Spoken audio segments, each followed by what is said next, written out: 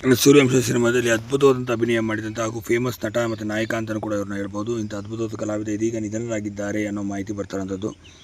Cinema ರಂಗಕ್ಕೆ ಇದೊಂದು ದೊಡ್ಡ ಮಟ್ಟಿಗೆ ಆಘಾತ ಆಗಿರುವಂಥ ವಿಚಾರ ಅಂತಲೂ ಕೂಡ ಇದನ್ನು ಹೇಳ್ಬೋದು ಸ್ನೇಹಿತರೆ.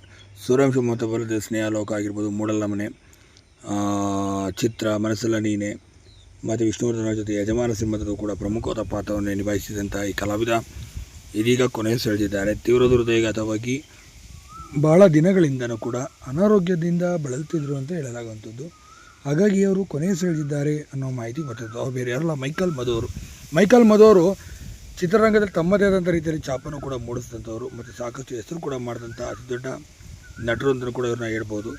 ಸದ್ಯ ಇಂಥ ಅತಿ ದೊಡ್ಡ ನಟ ಮೈಕಲ್ ಮಧು ಅವರು ಇದೀಗ ವಿಧಿವಶರಾಗಿದ್ದಾರೆ ಅಂತ ಮಾಹಿತಿ ಬರ್ತಿರೋದು. ಇನ್ನು ಮೈಕಲ್ ಮಧು ಅವರು ತಮ್ಮದೇ ಆದಂಥ ರೀತಿಯಲ್ಲಿ ಛಾಪನ್ನು ಮೂಡಿಸಿದರು ಮತ್ತು ಕಾಮಿಡಿ ಪಾತ್ರಗಳನ್ನು ಮಾಡೋದ್ರ ಮೂಲಕ ಮತ್ತು ಸೂರ್ಯವಂಶದಲ್ಲೂ ಕೂಡ ಪ್ರಮುಖವಾದ ಕಾಮಿಡಿ ಪಾತ್ರವನ್ನು ಕೂಡ ಇವರು ನಿಭಾಯಿಸಿದರು. ಇಂಥ ಅದ್ಭುತವಾದಂಥ ನಟ ಮೈಕಲ್ ಮಧು ಇದೀಗ ನಿಧನರಾಗಿರುವಂಥದ್ದು. ಏನೇ ಇರಲಿ, ಮೈಕಲ್ ಮಧು ಅವರ ಆತ್ಮಕ್ಕೆ ಶಾಂತಿ ದೊರಕಲಿ ಅಂತಲೂ ಕೂಡ ಕೇಳಿಕೊಳ್ಳೋಣ. ನೀವು ಕೂಡ ಓಂ ಶಾಂತಿ